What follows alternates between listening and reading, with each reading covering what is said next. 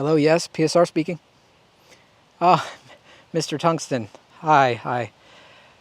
Yeah, I'm aware. I know. It's been rough for you. The reason why you're not selling that much tungsten is the DBC. No, not the BBC, the DBC. It's the dead blow carrier from KAK. It's got a sliding weight in it. Therefore, people don't need to use so much tungsten and buy a bunch of different tungsten buffers for $70. Relax. I'm aware you're upset, but you just need to... sir, please don't hang... Well, that guy.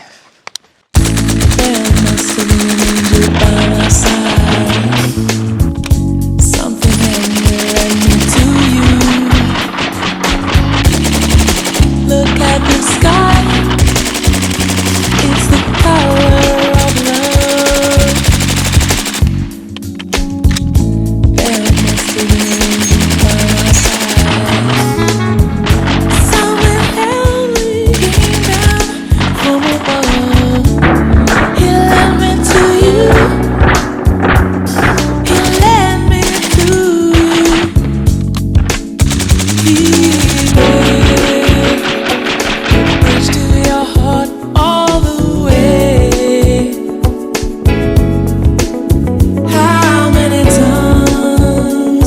Big Tungsten is big mad because of a single product from KAK Industry called the DBC BCG. Normally I don't do reviews on just bolt carrier groups, but this is a pretty cool bolt carrier group and I thought it deserved its own video. So here we are. This is my 11.5 suppressed only build. I'm going to talk about some of the details of it. But before we get into talking about the DBC BCG, I'm going to thank these sponsors because without the sponsors and you, of course, this channel wouldn't happen. Atrius Development Group, the channel sponsor. Atrius makes the FRS. We got the FRS in a couple different lowers we're going to try today. The FRS is awesome because it's a single drop-in solution for going fast, semi-automatically, of course. There's an ambi version, a single side, a mil-spec version, all of the safety selectors for going fast that you could possibly want. And Atrius has also been very adamant about supporting the Second Amendment community by donating to the Second Amendment Foundation, which helps us keep our rights as gun owners. Never in a million years use PSR, that's PSR. Don't use that for 10% off your entire order from Atrius. Just never do that. And a huge thank you and shout out to Atrius for sponsoring this channel. Lastly, I gotta thank HSL Ammunition. HSL provided all of the ammunition we're using today. It's 55 grain, 223 ball ammo. HSL is a place to go if you're doing a range day or if you just want to stock up on some ammo for training or defensive ammo. So a huge shout out and thank you to HSL for providing all of the ammo we're using today. They are awesome. All right, so there isn't a whole lot of technical details to explain about this BCG. It is a pretty genius design though. So KAK has been making high quality AR parts for a while now. They actually used to be my channel sponsor way back in the day when I started the channel, and they are the ones that kind of gave me my boost to make this my full-time gig. So big shout out to KAK, and they aren't paying me to make this video. They did send me this BCG to test out and make some content with, so thank you to them. The DBC BCG is a dead blow carrier. So there is a weight in here, and the weight is right here. You can kind of see it moving back and forth here, just like that. It's only about, I would say maybe 3 millimeters of travel is all it needs to basically simulate a buffer. So why would you need this? This is perfect for fast mode devices. This would work probably for not only FRTs, but also, you know, NFA items, transferables, things like that go burr in the AR platform. So if you're not familiar with the AR-15 buffer, it's fairly simple, but it is what's reciprocating inside of the receiver extension, inside of the buffer tube, and acting as a mass to keep the bolt locked in when it goes forward. So up until now, if you were running something like an FRT, you would need a H2 or H3 buffer most of the time. Sometimes you can get away with an H1 depending on how overgassed or undergassed the system is. Now, with this BCG, you can just run a standard carbine buffer, basically the cheapest buffer out there. And why is this important? Well, tungsten, because of the demand of tungsten, it has risen quite a bit in cost. The market determines that tungsten is in demand, and so the price goes up. We're reaching levels of H3 buffer costs that I never thought we'd get to. They're close to $70, sometimes even more, for an H3 buffer. And the reason why it's so expensive is it uses heavier weights, which are usually tungsten. And so the weight and the mass in the H3 is quite a bit heavier than the carbine buffer. That is it. That is all this does, is it's got extra weight in there, and it goes back and forth to simulate an H2 or H3 buffer. Therefore, you do not have to run an H2 or H3. You can run a standard carbine buffer, which is more in the range of like 25 to 30 bucks maximum. The most important thing that they did was they cut the buffer down so that it doesn't interfere with the forced reset device when it's going back and forth, whether it's a super safety, the lever on it, all those things, they should work. KAK on their site has said that they've tried it with the super safety, the Atrius, the AS Designs, and I believe the Rare Greed, if I'm not mistaken. I'm sure it works with the Partisan as well. I wanted to try something that they didn't have listed on their site today, and that's why we've got the Arizona regulator right here, which if you watch the intro, you know it does work. So you can add that KAK to another one on your list that works, another FRT device that works. The Arizona regulator pisses just great. So there's some info on the KAK DBC BCG. Let's talk about the build that I've got it in because I'm pretty excited about it. So this is my 11.5 suppressed only build that I kind of tuned out. The DBC BCG really doesn't require any tuning. It's already got that mass in there and it should work with most FRTs and most standard carbine buffers. I decided to take it a little bit further and see if I could get the perfect cyclic rate for my taste, which is nice and slow and really easy to keep on target with minimal recoil. And so what I ended up deciding to do was go with a standard carbine buffer tube, so normal buffer tube. We have a normal carbine buffer in there, just like I said. We have a reduced weight spring in there though. So that is a Springco light spring for the AR-15 in there. And the other star of the show is the 11.5 KAK barrel. This is a suppressed only mid-length barrel. The gas port size on it is a lot smaller than normal. So you're not gonna run this without a suppressor, and they actually recommend that you don't run a flow through suppressor. However, of course, I did not do that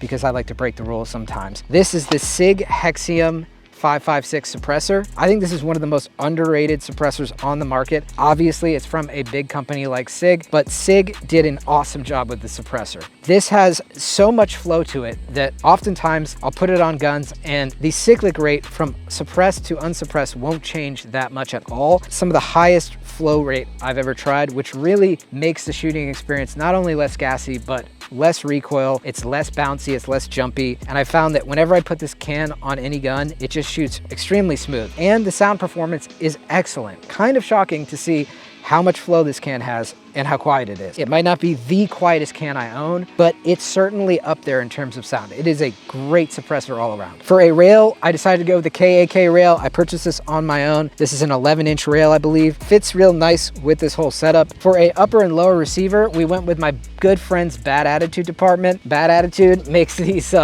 clone receivers. They're known for making a lot of cool stuff. They of course carry my own PSR line, but for this one we went with this beautiful tobacco color receiver set. And of course we have the Knights Armament clone, the Stoner rifle, but instead of just the normal Knight, the Knight's got a totally tobacco cigarette in his mouth. Totally. It's the Stoner rifle. What do you expect? Other than that, we got a True North Concepts riser here with the MCO Pro red dot from Meprolite. It's a nice lightweight red dot, got clear glass, and so far I've been pretty happy with it. We got a Mimtac charging handle, nice budget charging handle. This lower from Bad Attitude is also ambidextrous, which is pretty cool. So we've got the SIG latch in here, although this lower will also work with the HK paddle here. So you can run both HK or SIG, and probably you could run a different one too, but the SIG one is working great in here, and it's nice and low profile. It's not sticking out too much, which is nice. For a semi-auto fast mode device, of course, I said we've got the Arizona regulator in here, and it's been running great. I like the Arizona regulator because you can run a mil-spec 3-position selector, which is cool. Reptilia grip on here, and normal mil-spec trigger. And finally, we got a Modlite OKW with a Arisaka mount. So my goal with this video is to show you guys a number of different uppers with this BCG to see if they work. We're gonna try it actually with a couple different lowers too, like the Honey Badger brace lowers that have different buffers. And we're gonna try as many different setups we can and see if we get any light primer strikes, because that's the goal of this thing, is no light primer strikes, because that's what happens when you don't have enough buffer mass, you get bolt bounce. Let's go ahead and try this thing out. Let's show you how smooth this thing is. It is so damn easy to keep on target. Let's see if I can keep all of these on steel. I'm just gonna do little bursts of like 5 or 6 here. I don't think I missed. It's such a nice cyclic rate for a suppressed gun. It is beautiful. And you can actually do single taps on FRT mode, but obviously in regular semi. Such a controllable gun. See if I can keep them all on.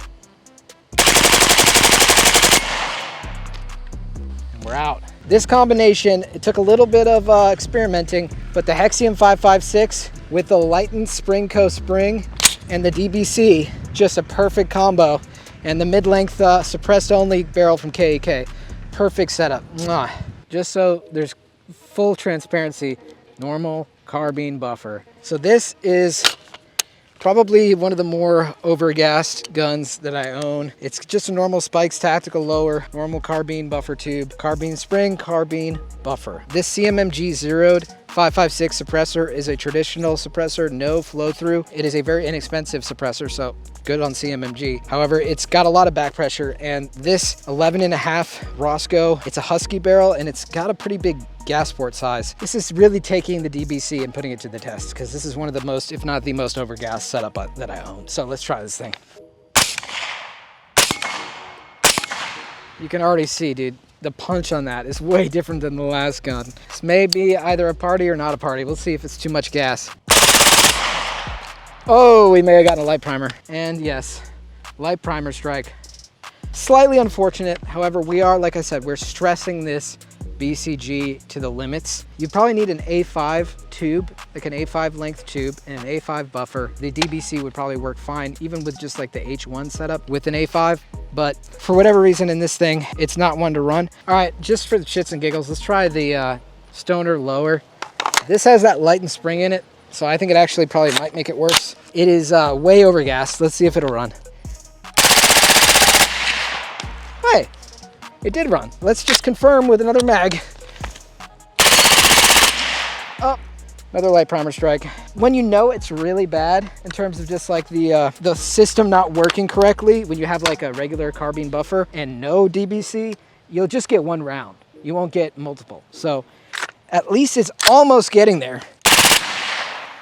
Yep, just another light primer strike. There is exceptions, obviously. The DBC is gonna work with just about everything. This is, like I said, like probably the most overgassed upper that I own. Ideally, the SIG suppressor, that Hexium on this gun would be perfect. I have no doubts that it would cycle just because this has a ton of back pressure. So in the battle between the DBC and the super overgassed upper, unfortunately the overgassed upper won. I would guess that this gun would cycle just fine without the suppressor on it, and it would probably cycle with a more flow through cam. Next up, we're trying my Bad Attitude PSR 15 upper. This is a suppressor optimized upper. This thing will run with 5.56 NATO ammunition, like full power unsuppressed, but it's mainly meant to be on a suppressed gun. We've got the Dead Air Lazarus 6 on here, which got some flow to it. These are uppers that are available on Bad Attitude's site. I can't list the site here, but they are basically my merch. So if you guys want to check that out, go right ahead. We got the clear anodize on here with my logos. We also have lowers too. So if you want to check that out, check that out. Big shout out to Bad Attitude.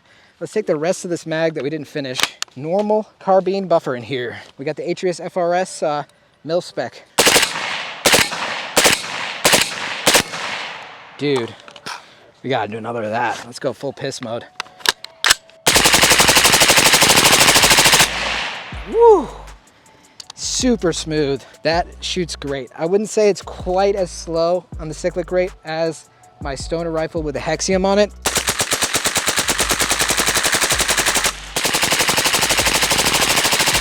But I'm guessing if you put the Hexium on it, it might be just about that same level. That is sick. That is a normal spring, so not a reduced power spring, and the carbine buffer in there. All right, next up, we got this Daniel Defense upper, but it's on a like Honey Badger style lower with the HB PDW brace. If you're not familiar, these Honey Badger style braces that make the gun a lot shorter have a shorter buffer tube, and therefore they do not take regular buffers. The HB PDW brace comes with this different kind of spring. It's a bit shorter, and it comes with this little micro buffer. This is usually not enough in terms of weight to get a FRT to cycle properly. I've never gotten one of these to really work with an FRT. What I've recommended in the past for people to do is go out and get a Maxim Defense H3 buffer. Those things are quite expensive. I think they're somewhere around 60 bucks-ish, maybe even more now. And it does come with a spring, and that's a great solution, but I wanna see if our DBC BCG will solve that issue.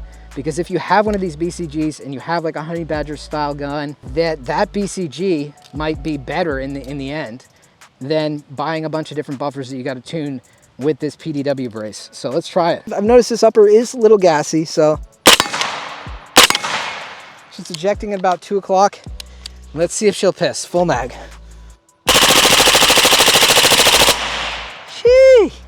Okay, so the DBC really came in the clutch. If you got a PDW brace like this Honey Badger one, I would say the DBC is a way to go versus buying a bunch of different buffers. It's not really a super flowy suppressor, definitely a little overgassed, but the DBC took care of that. So that's pretty sweet. Lastly, we got a different caliber. We got 300 Blackout. So we got some 220 grain subs from HSL here. This is my Honey Badger tribute clone thing. We got the actual Honey Badger style stock on here. It's an SBR. This has the Bad Attitude QT Cat lower, which actually they're in a lawsuit with Q over.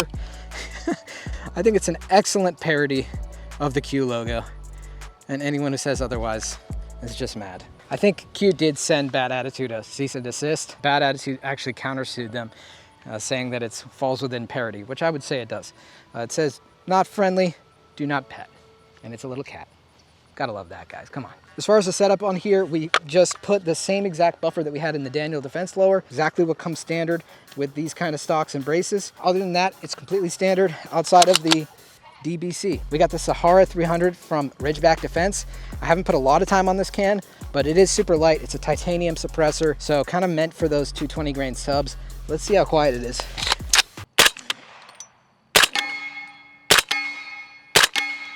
It's pretty quiet. That is very quiet. Woo! All right, let's do the ultimate test. Put her into piss mode, see if the DBC does its job here. The normal carbine buffer.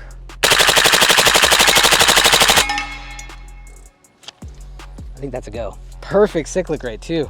Dang, no bolt bounce at all. You know what's kind of funny? My Honey Badger cannot even actually run with an FRT. So the clone that I made that only features the Q parts, that is the barrel and the adjustable gas block and the rail, everything else is Bad Attitude department. This runs better than my Honey Badger. The Honey Badger that I have is a Gen 1, and with that recoil system, there's no way to change the bolt bounce. And so the Honey Badger that I have actually will not run an FRT, which is kind of sad. I think they updated it, but you gotta pay another like a few $100 to upgrade it. Not a huge fan of that. So as of now, the Gen 1 Honey Badger does not run with an FRT, but my PSR 15 upper with the Bad Attitude Cutie Cat lower and the DBC BCG runs great. Yeah. Alrighty, well that is a day of shooting and testing the KAK DBC BCG. Tell me what you think about this build. This is probably my favorite build that we got. Would you guys use a DBC BCG BBL DBC in your rifle? I think it's a really innovative and cool product from KAK. They do some cool stuff. They actually did a water-cooled Lima 6 upper, which is insane. There's some mad scientists over there. So shout out KAK. And I think it's not only for those that are just trying to use a standard carbine buffer, it's actually also for people that are trying to tune their rifles even more and try to get a slower cyclic rate out of some of their maybe overgassed guns. I think KAK knocked it out of the park with the DBC. Let me know what you think in the comments, guys. Thanks for watching another episode of PSR. We'll see you on the next one. Now watch this drive. A little dirty. Oh, it's dirty. Oh, you can see it's dirty. Pause. When it's dirty, I pull out my M287 lubricant. Just give her a piss. Oh, shit. Get her nice and lubed up.